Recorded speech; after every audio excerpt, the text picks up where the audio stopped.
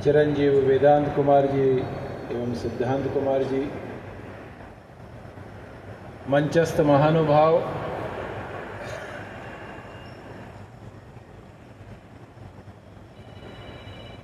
अनेक स्थानों से पधारे हुए धम्बोला, सीमलवाड़ा, चित्तौड़, भीलवाड़ा, नाथद्वारा, उदयपुर और डूंगरपुर से पधारे हुए सभी ट्रस्टीगण,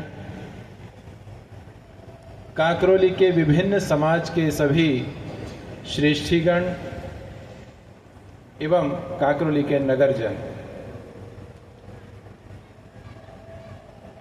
मेरे विषय में बहुत कुछ कहने में आया। रामायण की एक चौपाई याद आ रही है, जा पर कृपा राम की हुई, ता पर कृपा करे सब कोई। दूसरी बात से विचार करें तो प्रभु तेरी ही कृपा से सब काम हो रहा है, करते हो तुम कन्हैया और मेरा नाम हो रहा है। मुझे तो कुछ ऐसा ही अनुभूत हो रहा है। पूरी दुनिया देखी हुई है, पूरी दुनिया का अनुभव प्राप्त है। करीब भारत की 100 संस्थाओं से मैं जुड़ा हुआ हूं। बहुत कुछ काम प्रसिद्धि में किया है और बहुत कुछ काम एक पर्दे के पीछे रहकर भी करने का सौभाग्य मुझे मिला है। और जो अंतिम कविता सनातन धर्म के ऊपर की थी, उसमें भी कुछ बहुत जवाबदारियां अभी मेरे पास भी हैं, जिनका वर्णन मैं यहां नहीं कर सकता। लेकिन इतना जरूर कहूंगा कि जिस कुल में जन्म लिया है, कुछ प्रभु ने विचार के ही इस कुल में जन्म दिया होगा।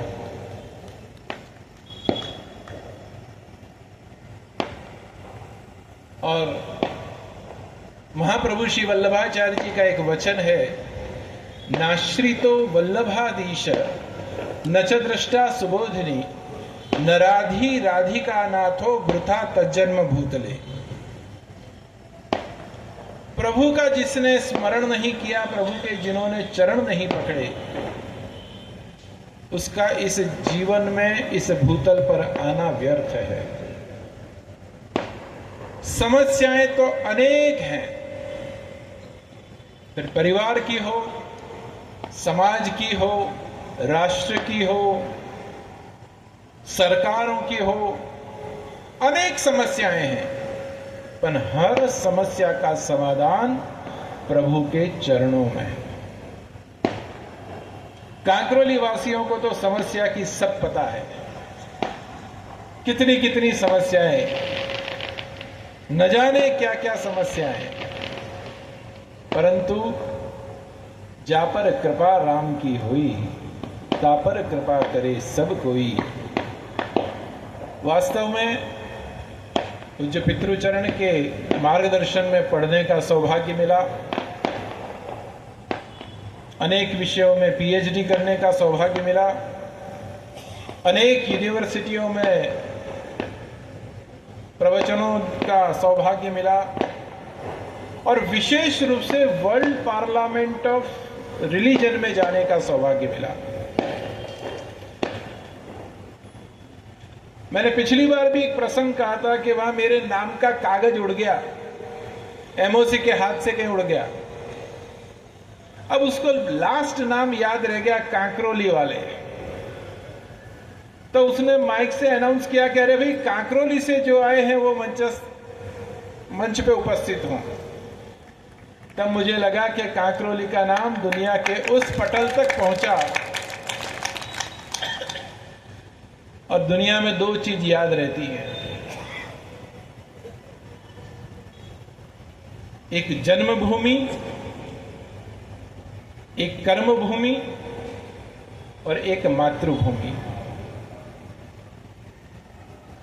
60 साल तक बहुत कुछ काम किया, बहुत कुछ पुस्तकें लिखी हैं, दुनिया के बहुत क्षेत्रों में विद्या के क्षेत्र में, समाज के क्षेत्र में जाने का सौभाग्य मिला। अनेक मंदिरों का निर्माण हुआ, बहुत कुछ कार्य किए। सब लोग बोल रहे थे तो मैं एक पेज पे लिख रहा था कि अब 60 के बाद क्या क्या करना बाकी है उसकी चर्चा करें। तो मैंने 2-3 चीज विचार की है। सबसे पहले तो भजन का काम शुरू करें, जो कर रहे हैं उससे डबल करना शुरू करें। दूसरा विचार आया, मैंने बहुत पुस्तकें लिखी हैं और अभी तक कबाड़ के अंदर सजा के रखी हुई है। इसमें मैंने 4 वेद पर पुस्तक लिखी है, 18 पुराण पे पुस्तक लिखी है, 10 उपनिषद पे पुस्तक लिखी है, 4 वैष्णव संप्रदाय की कंपैरेटिवली स्टडी के ऊपर पुस्तक लिखी है, सनातन धर्म पे 7 पुस्तक लिखी है। ये सब अभी कबाड़ में सजा के रखी थी और सोचा था कि षष्ठी पूर्ति के पश्चात इस कार्य को हाथ में लेना है, जिससे कि आगे की भविष्य की पीढ़ी इस चीज को समझ पाए। तीसरा विचार किया है कि बहुत घूमे, सूरदास जी ने गाया है कि बहुत नाचो गोपाल, जगह जगह घूमे, जगह जगह फिरे। अब धार्मिक पर्यटन करने का समय है। राकेश जी ने साउथ का उदाहरण दिया। हम लोग वेल्लनाडु ब्राह्मण हैं। साउथ में रामानुजाचार्य, मध्वाचार्य, निम्बार्काचार्य और वल्लभाचार्य, ये 4 आचार्य ये वेल्लनाडु परंपरा से आते हैं। और 4 शंकराचार्य जी भी, जो आदि शंकराचार्य जी थे, वो भी वेल्लनाडु ब्राह्मण में।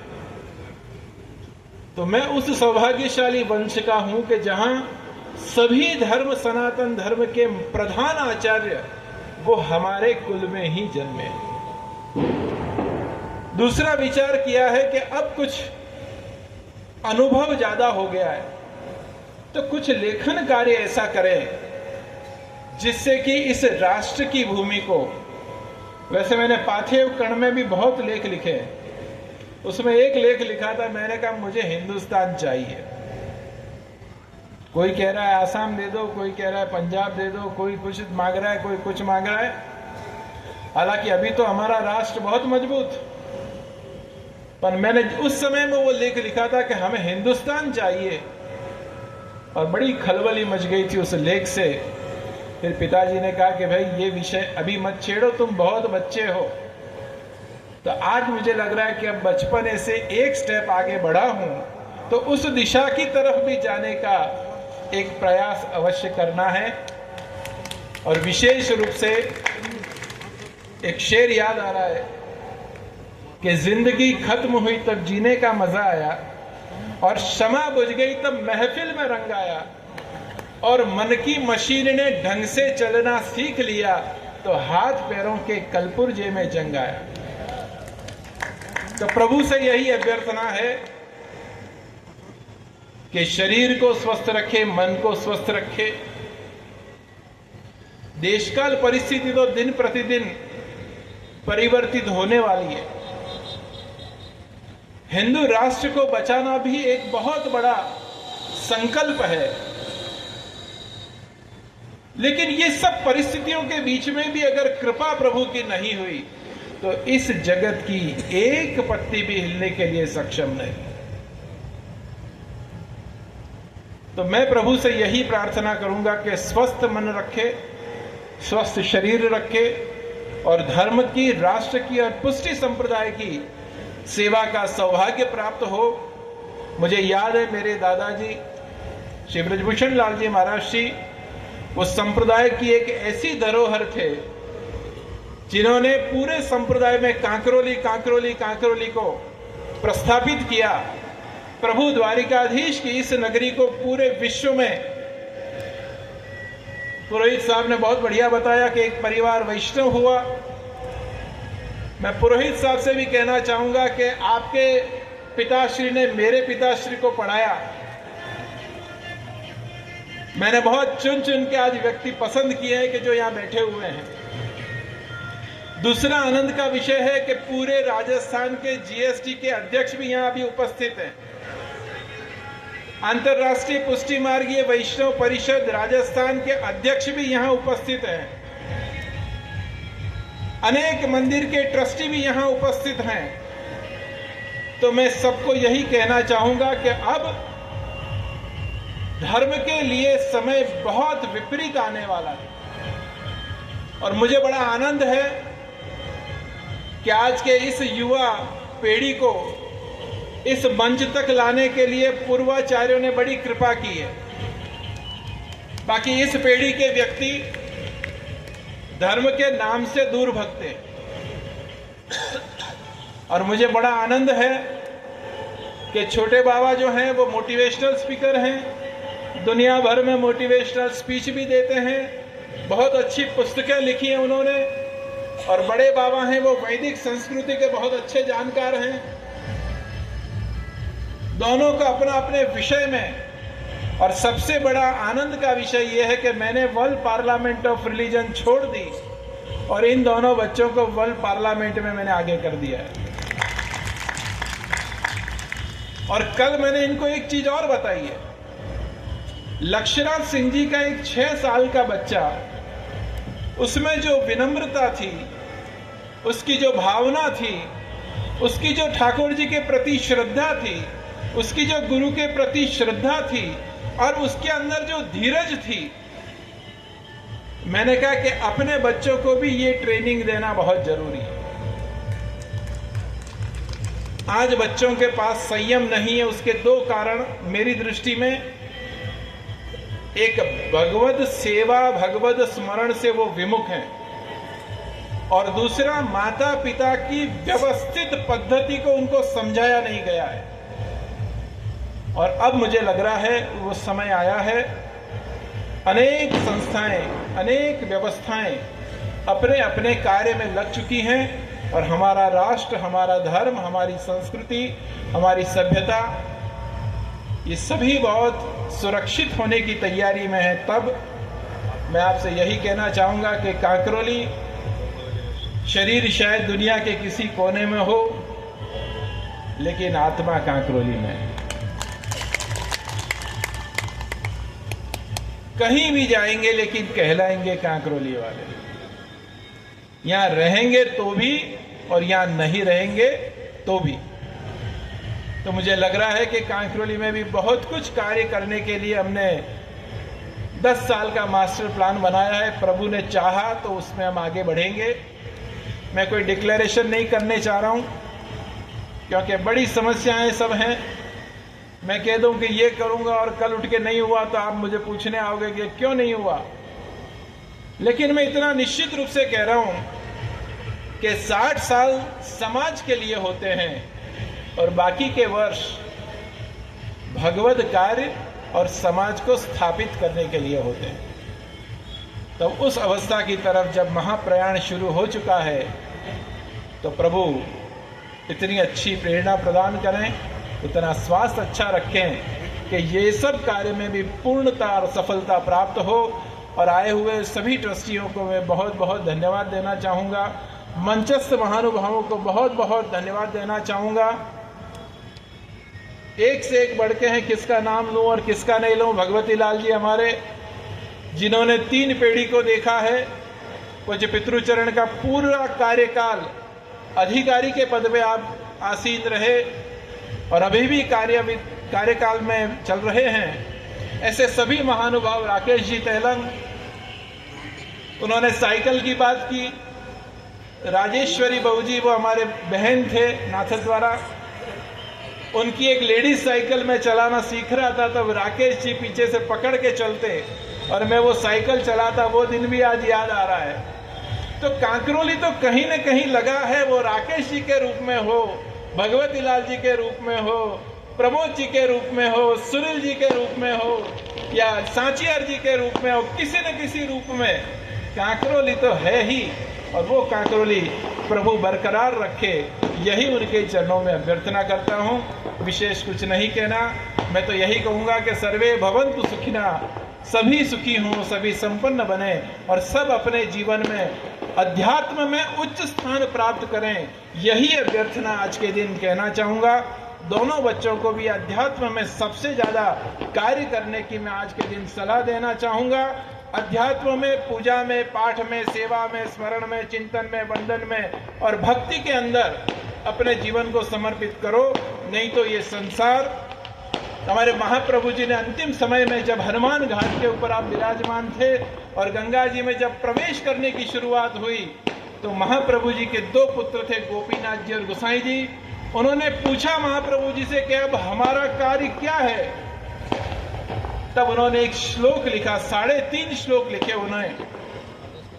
यदा बहिर्मुखा यूयम कथमिष्यति भविष्यति तदा काल प्रवाहस्ता देहे चित्ता पयोच्युता सर्वथा भक्षयिष्यन्ति युष्मा नीतिर्मतिर्मम। ये 3.5 श्लोक लिखे और प्रभु ने आदेश दिया कि अब गंगा जी में जाने का समय हो गया। और आप बहुत चिंतित और दुखी हुए दोनों पुत्र। उस समय महाप्रभु जी के पास श्री जी बाबा पधारे और उन्होंने आधा श्लोक पूरा किया, मयि चेदस्ति विश्वासे श्री गोपी जन वल्लभे। मैं अर्थ समझा देना चाहता हूं। यदा बहिर्मुखा, अगर आप प्रभु से विमुख हुए तो तदा काल प्रवाहस्ता देह चित्ता पयोच्युता, ये काल का प्रवाह आपका भक्षण कर जाएगा।